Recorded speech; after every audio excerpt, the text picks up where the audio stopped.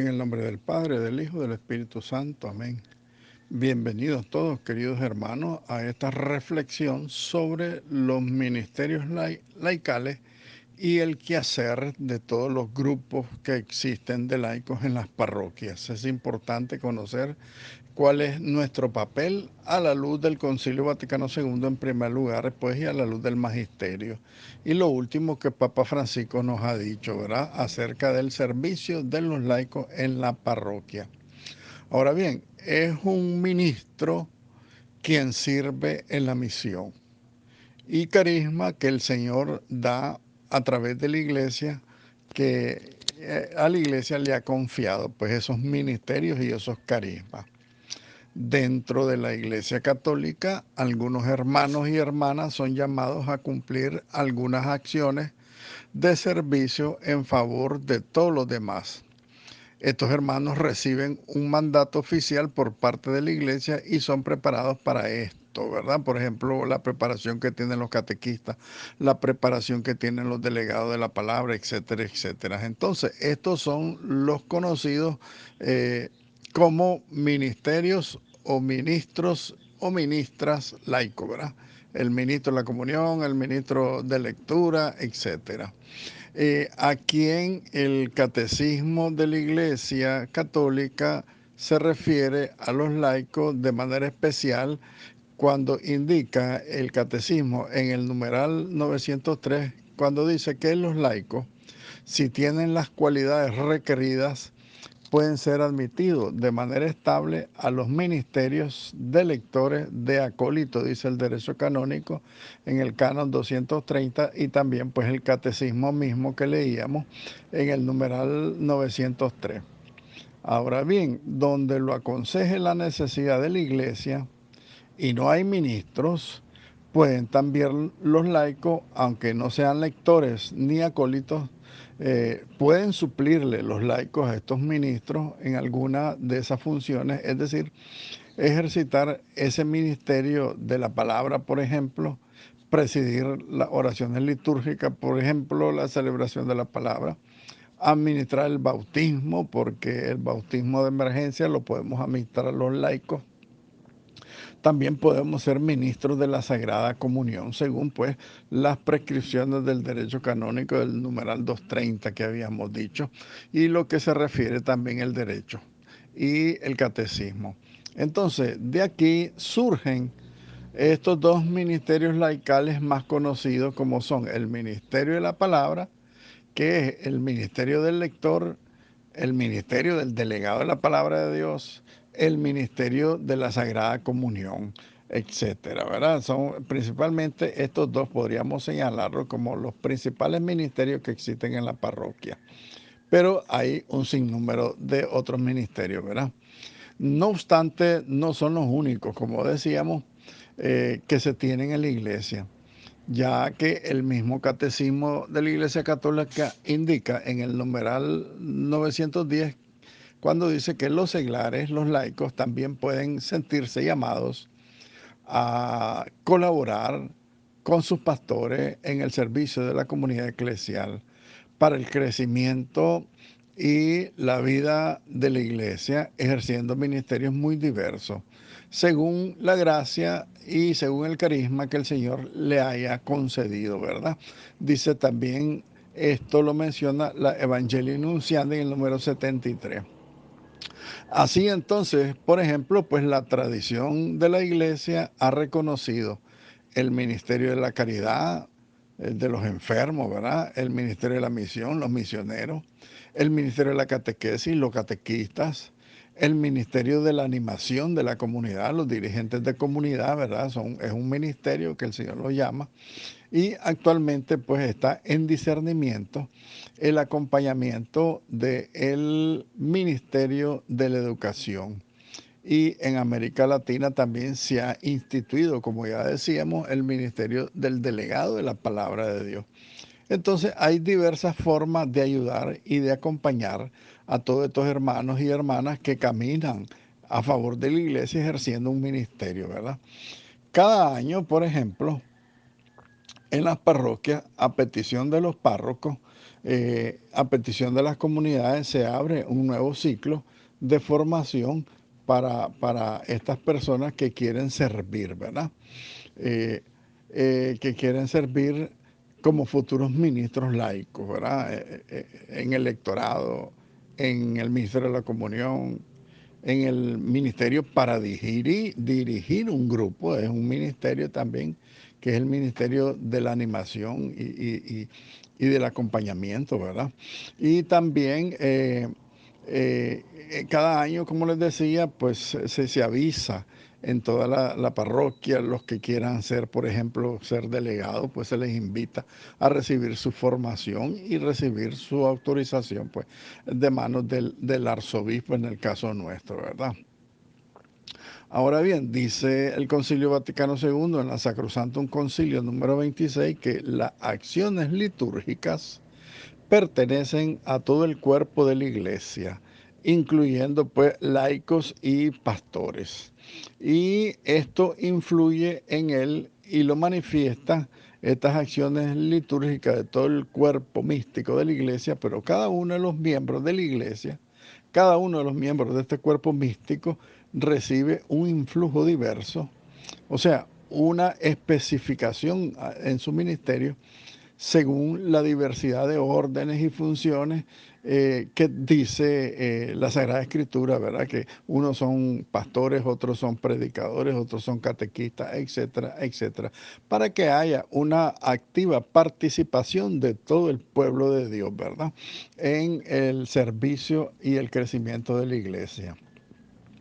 Ahora bien, en las celebraciones litúrgicas, cada uno de nosotros, eh, el ministro o el consagrado que preside, o los simples fieles, cuando desempeñamos nuestro oficio, vamos a hacer todo y solamente aquello que nos corresponde por la naturaleza de la acción litúrgica, por las normas litúrgicas, porque por ejemplo hay una persona que está en misa, quiere leer, quiere cantar el salmo, quiere hacer la oración de los fieles, quiere recoger la limosna y todo eso tiene que hacerlo una diversidad de personas. Cada uno debe hacer una sola actividad en la acción litúrgica porque, ¿por qué razón? Porque hay que darle oportunidad de participar a todos los fieles que están presentes en la liturgia. Entonces, en la liturgia, ¿verdad? No todos podemos hacer todo. Yo quiero hacer todo, no se puede. Por ejemplo, el delegado de la palabra de Dios que está dirigiendo la celebración, él quiere hacer todo. Yo creo que ahí le falta apertura para que participen otros laicos a leer, otros laicos a cantar, porque a veces el delegado de la palabra, él quiere cantar, él quiere predicar, él quiere leer el Evangelio, él quiere hacer todo. Yo creo que la naturaleza y las normas litúrgicas mandan a que todos y cada uno de nosotros hagamos una función para que todos de alguna manera participemos, ¿verdad? Para que participemos todos. Ahora, dice también el Concilio Vaticano II, en la Sacrosantum Concilio, también dice que debemos ejercer todos los laicos el oficio con sincera piedad, con amor, ¿verdad? Con devoción y con orden, eh, que ese orden te llama a que tengas comportamiento, sinceridad, piedad, entrega, apertura, ¿verdad? Porque todo esto se le exige al pueblo de Dios. Y con este fin es preciso entonces que cada uno a su manera esté profundamente penetrado en el espíritu de las celebraciones y de las asambleas que se hacen en la comunidad, en la parroquia. Me refiero a las asambleas litúrgicas, no carismáticas. Cada uno puede ejercer pues la función y debe ser instruido para que cumpla su función de una manera debida, de una manera ordenada. Digamos un poco las generalidades, ¿verdad?, del servicio de los laicos. Una de las novedades más significativas en la última reforma litúrgica del Vaticano II ha sido también entonces que los laicos participemos en varios de los ministerios que existen en el servicio de la iglesia. proclamando las lecturas, animando la oración, el canto, distribuyendo la Sagrada Comunión, haciendo la colecta, arreglando el templo, tantas cosas que se pueden hacer, ¿verdad? Entonces a todo eso estamos llamados a hacerlo. Veamos algo del significado del término ministerio y su resonancia en la iglesia para una mayor comprensión de este tema. La palabra ministerio puede entenderse de varias maneras como lo relacionado con el cargo público de ministro en la esfera de lo político, ¿verdad? O como la que responde a su etimología. La palabra ministerio viene del latín ministerium, que significa servicio.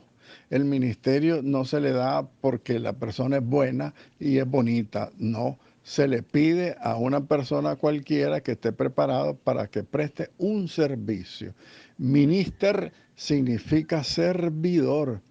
En esta frase, en este contenido de la palabra, se envuelve entonces el significado religioso de este término, ministerio.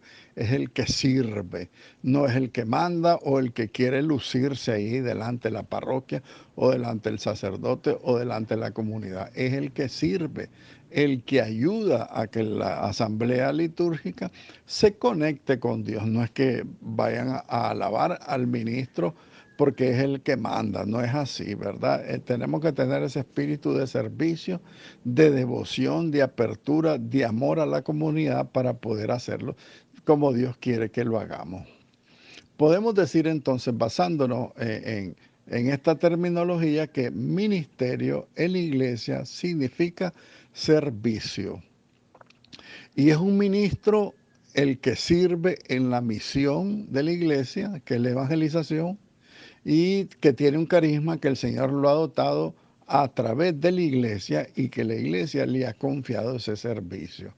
En la iglesia todos somos reyes sirviendo, ¿verdad? La realeza que recibimos del bautismo, acuérdense, ¿verdad? Que nosotros somos sacerdote, profeta y rey. Entonces, esa realeza que recibimos por el bautismo es de servicio, no para mandar o para que te aplaudan, es para servir. Y por esto, ante los ojos del mundo, los hombres de la iglesia somos poco especiales, porque nosotros lo que hacemos es servir, no sobresalir. Eso es importante que lo tengamos claro. Y es así que debemos entonces servir de verdad, no de mentira, ¿verdad? Desde lo más insignificante hasta lo más predominante y magnífico, todos esos servicios nosotros los tenemos que hacer bien hechos, para que sirva entonces, ¿verdad?, en la construcción del reino de Dios a lo que hemos estado llamados. No solamente a vanagloriarnos, sino a servir. ¿Y qué quiere decir servir en la iglesia? Ayudarle a nuestros hermanos de la comunidad a que se encuentren con Dios, a que conozcan más a Dios y a que se entreguen más. Eso es el servicio a lo que hemos estado llamados. Ahora bien, servir no es tan malo ni rebaja a nadie, ¿verdad? Porque el servicio depende. Si se hace como esclavo, por supuesto que sí te denigra. Por lo tanto, el que sirve como el que impone el servicio, tienen que saberlo hacer. ¿Por qué? Porque si se sirve por amor, con libertad y con dignidad, nadie es rebajado. Más bien dignifica a la persona que sirve en el altar. Por eso la gente respeta mucho a los lectores, a los ministros de la comunión, a los delegados de la palabra. Los respeta porque tienen una dignidad. Pero eso que no los llene de vanidad, que no les dé psicología de príncipe, que se creen los reyes de la comunidad, aunque sea un macho viejo, un malcriado, etcétera, sino que tiene que ganarse ese respeto a la comunidad a través del servicio. Y esto hace crecer a la persona que lo hace y también hace crecer en solidaridad y en caridad a los que quiere ser ejemplo de servicio, ¿verdad?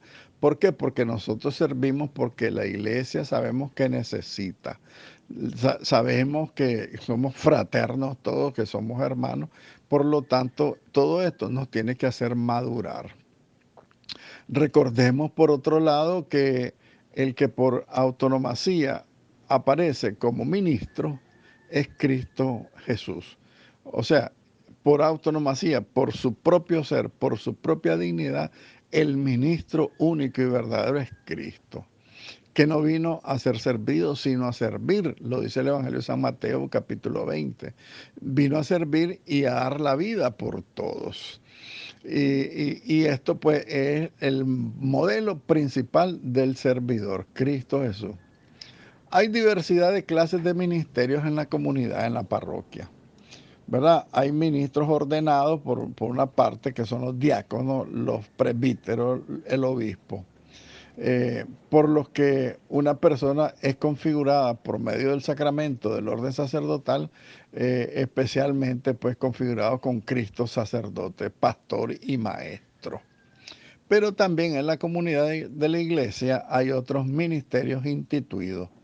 Eh, es la terminología que ha quedado en la iglesia desde el Papa Pablo VI, el Vaticano II, y también en el Papa Pablo VI, que en el 1972 suprimió las órdenes menores porque había todo un proceso para la ordenación de sacerdotes, que dentro del proceso habían unas órdenes menores que se llamaban el acolitado, el lectorado, el hostiariado, ¿verdad?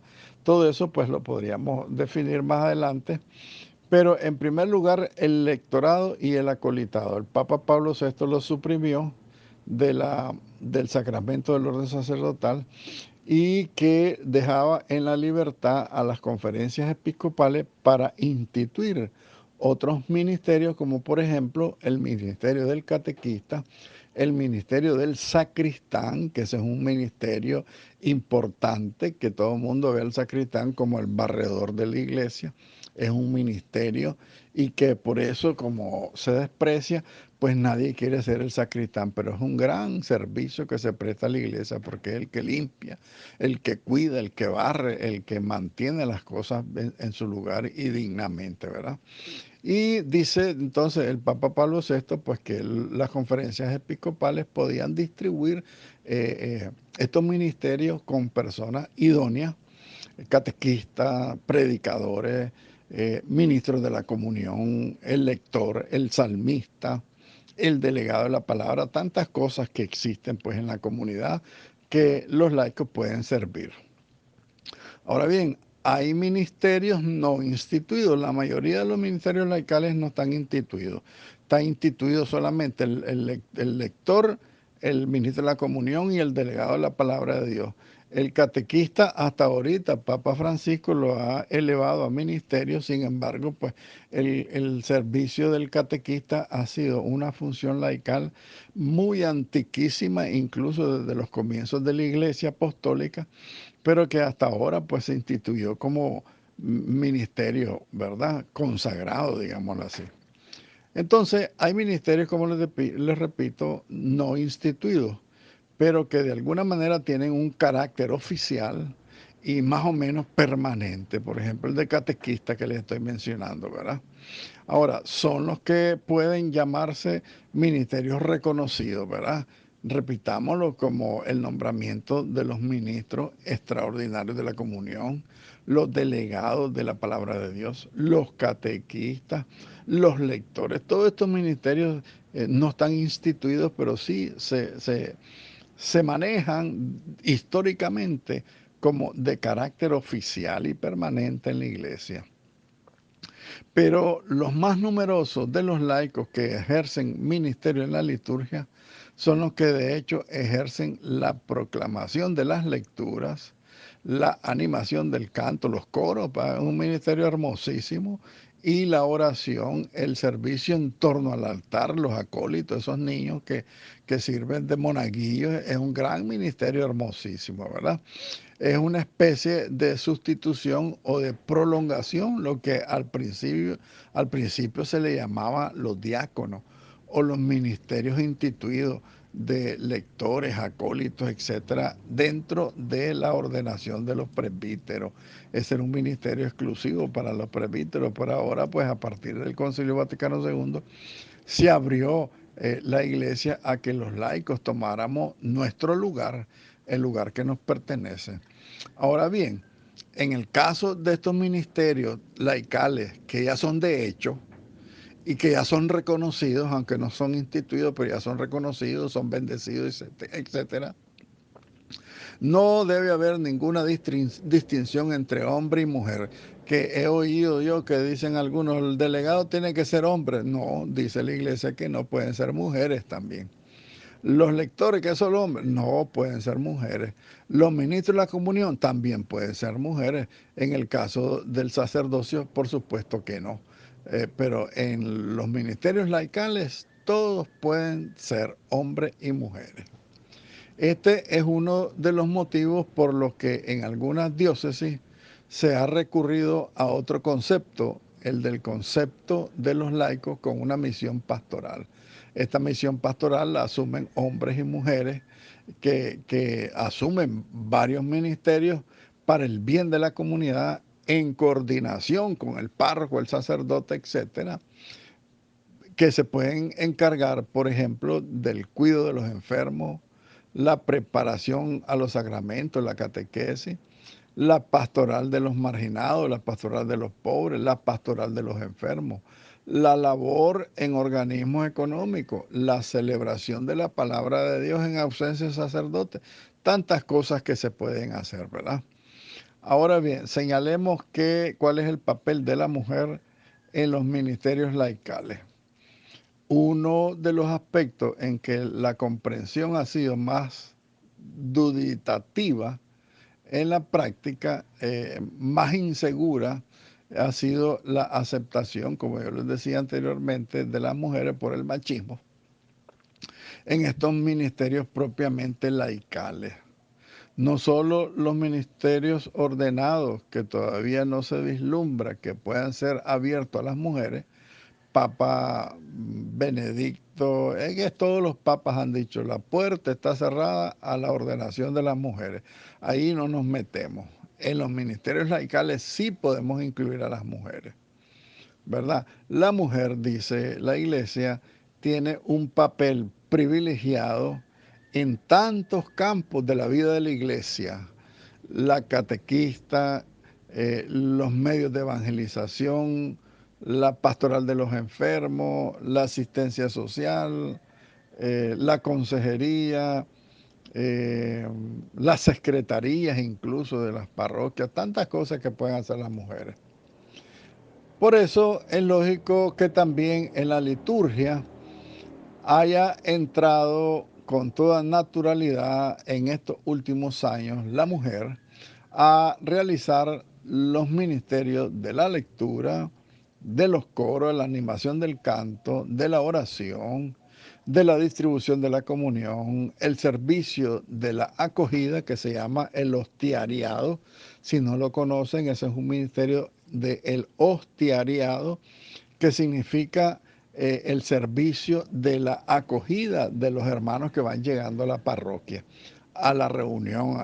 Entonces hay personas como edecanes que están recibiendo a la gente, acomodándola, explicándoles dónde se pueden ubicar, etcétera, en la liturgia, en la asamblea, en lo que sea. Ese se llama el servicio del hostiariado. Entonces, así, la imagen de la comunidad con las mujeres presentes queda mucho más representativamente retratada, pues, en el modo mismo de la celebración. En la celebración tenemos hombres, mujeres, chiquitos, grandes, ancianos, niños, jóvenes, de toda clase, ¿verdad? Entonces es una forma de distribuir todos los servicios entre todos. Esto ha sucedido con los titubeos iniciales, ¿verdad? Que les decía anteriormente, que no querían reconocer pues el papel laical de la mujer. En 1969 apareció la primera redacción en la introducción del misal romano que decía que si las lecturas eran proclamadas por una mujer, esta no podía subir al presbiterio, fíjense ustedes, no podían subir al ambón, entonces había una restricción todavía en el 69 en el misal romano. Pero después todo eso se cambió, ¿verdad? En la instrucción del misal romano del 1970 ya se dejaba este extremo a la decisión de las conferencias episcopales que pudieran incluir mujeres, ¿verdad? Un criterio que luego pasó a la segunda edición del misal romano y entre todos nosotros pues hemos entendido claramente con esta actitud de la iglesia la igualdad entre hombres y mujeres ante Dios y respecto a los servicios que se pueden servir, o sea, que el servicio que se pueden prestar en la iglesia, en la asamblea, en la liturgia, en todas las situaciones donde se necesiten los servidores, los ministros instituidos laicales, ¿verdad? Eh, Ahora bien, ¿por qué de estos ministerios laicales? ¿Por qué razón? No es porque haya pocos sacerdotes en esta apertura a los ministros laicales, ¿verdad? El Vaticano II más bien abrió la puerta diciendo, todos somos bautizados, todos tenemos derecho y responsabilidades, todos somos responsables ante Dios en la iglesia. Entonces esto es una motivación realista, pero poco profunda, ¿verdad? El servicio, ¿por qué ahora y antes no se hacía? ¿Verdad? Esto significa que ha venido una reflexión de la iglesia, una mejor pedagogía para la celebración misma de los actos sagrados de la iglesia, siguiendo, ¿verdad?, un poco la eficacia que puedan tener todos los miembros en una celebración. Eh, Todos tenemos derecho por el bautismo y conviene que todos participemos porque la celebración es de todos, no es exclusiva ni del sacerdote, no es exclusiva ni del delegado, no es exclusiva de solo la asamblea, que a veces la asamblea dice, no, si nosotros no llegamos, el padre no puede celebrar porque es para nosotros. Estamos equivocados, todos somos importantes estos ministerios en estos servicios. En el fondo, lo que ha hecho que nuestra generación de los que existimos ahora en la iglesia, haya una mayor comprensión y una mejor identificación de los ministerios laicales y que le hayamos dado apertura, ¿verdad? Todo esto ha surgido del Concilio Vaticano II. En un documento del Vaticano II que se llama la Lumen Gentium, esta eclesiología está basada en la identidad de toda la comunidad como pueblo sacerdotal asociado a Cristo sacerdote. Todos en la celebración litúrgica somos sacerdotes porque hemos recibido por el bautismo el sacerdocio de Cristo, el sacerdote, profeta y rey, lo hemos recibido del bautismo, por lo tanto todos somos un pueblo sacerdotal, como dice San Pablo, asociado a Cristo sacerdote. Y todo esto es lo que motiva, pues, más profundamente la participación de los laicos, no solo en la celebración de la litúrgica, sino también en todos los ministerios que hagan falta en la iglesia. Y esto lo refiere la Lumen Gentium del Concilio Vaticano II y en la Introducción General al Misal Romano, que es otro documento que muy poca gente lo conoce. Ahora bien, es la imagen de la iglesia, su teología, todo esto es lo que ha motivado esta diversidad en los ministerios. La iglesia no está constituida solamente por los clérigos, sino que la iglesia está constituida también por los laicos.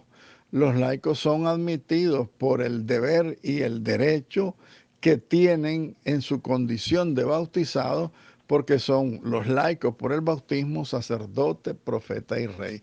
El sacerdocio común de los fieles es lo que nos impulsa a integrarnos en la actividad de la parroquia, ¿verdad? No solamente en la celebración litúrgica, sino en la misión evangelizadora. Antes se decía que los laicos tenían un ministerio delegado, no propio, Así se decía en la instrucción sobre la música y la liturgia en los años 1958. Después, el Concilio Vaticano II ha afirmado que los laicos realizan ministerios legítimamente y con derecho legítimamente litúrgico, dice el Sacrosanto Concilio número 29. Ahora bien, estos mismos ministerios no se consideran como un delegue o un desglose del ministerio de los sacerdotes, un clericalismo, el falso clericalismo que ha hecho mucho daño a la iglesia. No se pueden considerar entonces los laicos como los ayudantes instrumentales de los párrocos, sino como un desarrollo del carácter bautismal de cada uno de nosotros que hace que, aunque no tengamos derecho a ejercer los ministerios consagrados, sí tenemos la capacidad radical por el bautismo de que se nos encomiende por parte de los responsables, sacerdotes, párrocos, etcétera, servicio a los que nosotros podemos ejercer. Hay unos rasgos comunes para los buenos ministros laicos, ¿verdad? Existen algunas pistas comunes, evidentes para una buena realización de los ministerios laicales, ¿verdad? ¿Cuáles son estas? Vamos a señalar algunas tres. Lo más notable que hacen los laicos en la celebración de la litúrgica no son los ministerios, sino su participación de bautizados.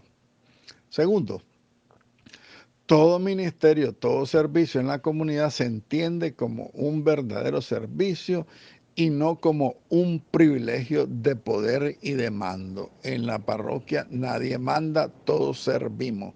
Dice Jesucristo a sus apóstoles, el que quiera ser el más grande, que sea el servidor de todos. Entonces, tener claro que el servicio es servir por humildad y por amor a la comunidad para que esta comunidad crezca en su relación con Cristo, en su amor a Dios y en su amor a la iglesia. Ahora bien, dentro de la programación de la vida de la comunidad, que tiene en cuenta las diversas funciones de sus miembros, está, por ejemplo, el equipo de animación litúrgica con sus diversos ministerios, y para esto hay un coordinador de la palabra clave que es un buen ministro, sabe trabajar en equipo. Eso es importante, porque el ministro laico que quiere hacer todo él no quiere darle participación a los otros fieles que tienen igual derecho.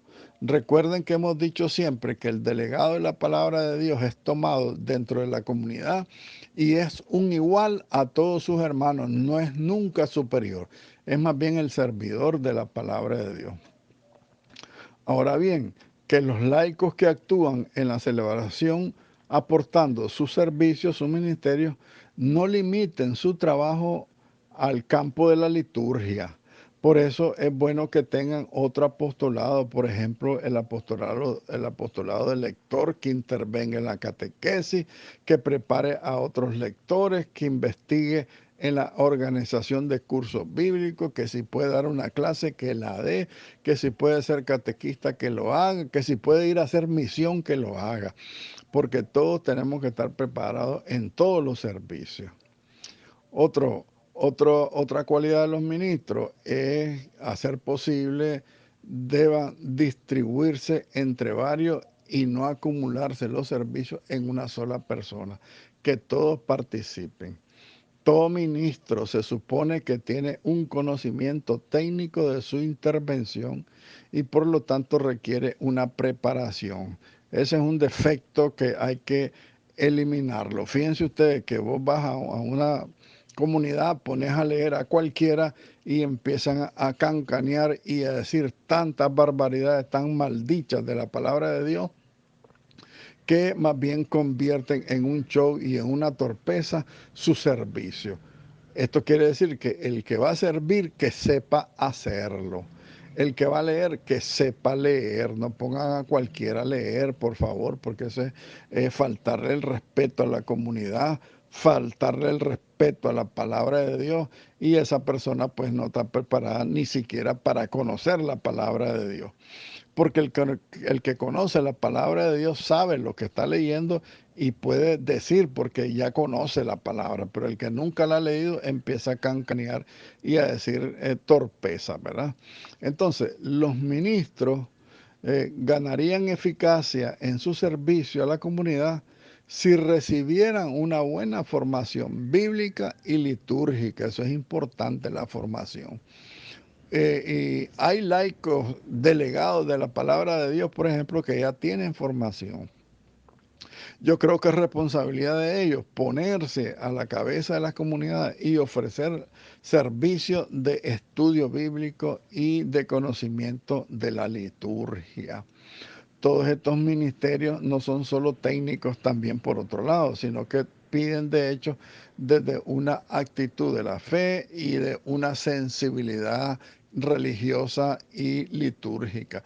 ¿Qué significa esto? Significa que el que va a leer no vaya como lleno de vanidad a ser el sobresaliente en la liturgia, sino que comunique una palabra a la asamblea y que la asamblea se fije en Cristo y que no se fije en la persona que está haciendo el servicio. Son cosas que tenemos que ir aprendiendo, ¿verdad? Por un lado, y por otro lado, aprender también a ser buenos cristianos, porque un mal cristiano también hace las cosas mal hechas. Ahora viene un poco la definición de cada uno de los servicios, ¿verdad? El ministerio del animador de las celebraciones es un ministro que tiene que tener una buena competencia porque animar a una comunidad es un servicio complejo que puede abarcar varios de los servicios que le ayuden a la comunidad a celebrar bien, ¿verdad?